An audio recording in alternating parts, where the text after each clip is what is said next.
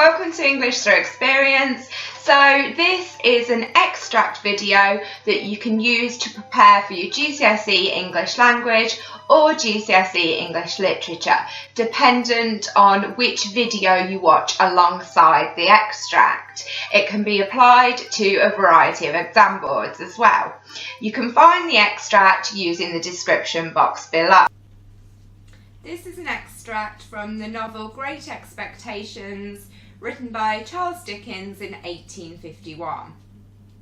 My father's family name being Pirrip, and my Christian name Philip, my infant tongue could make of both names nothing longer or more explicit than Pip. So I called myself Pip, and I came to be called Pip. I give Pirrip as my father's family name on the authority of his tombstone and my sister, Mrs. Joe Gargery, who married the blacksmith.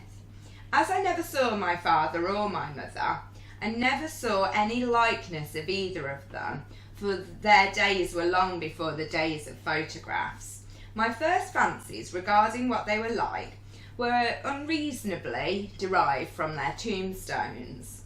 The shape of the letters on my father's gave me an odd idea that he was a square, stout man with curly black hair. From the character and the turn of the inscription, also Georgiana, wife of the above, I took a childish conclusion that my mother was freckled and sickly. To 5 little stone lozenges, each about 1.5 feet long, which were arranged in a neat row beside their grave, and were sacred to the memory of 5 little brothers of mine who gave up trying to get a living exceedingly early in that universal struggle. I am indebted for a belief I religiously entertained that they had all been born on their backs with their hands in their trouser pockets and had never taken them out in this state of existence. Ours was the marsh country, down by the river, within, as the river wound, 20 miles of the sea. My first, most vivid and broad impression of the identity of things seems to me to have been gained on a memorable raw afternoon towards evening.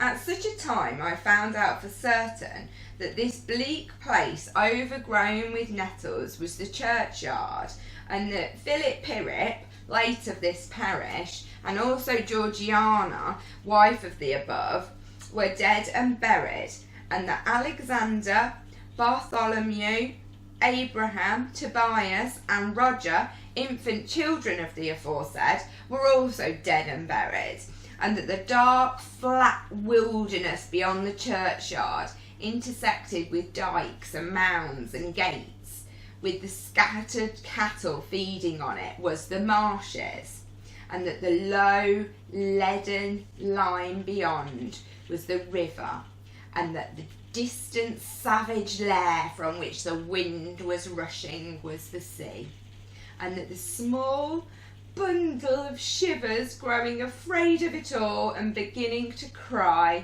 was Pip.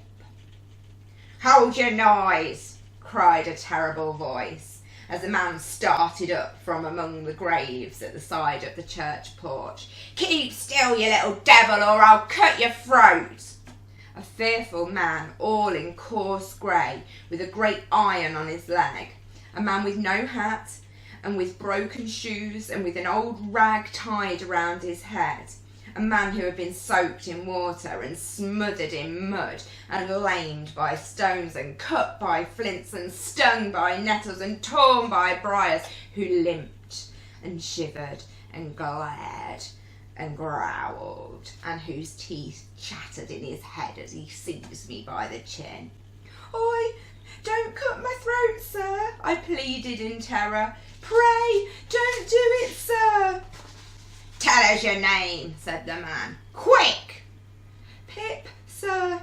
"Once more," said the man, staring at me. "Give it mouth." "Pip, Pip, sir."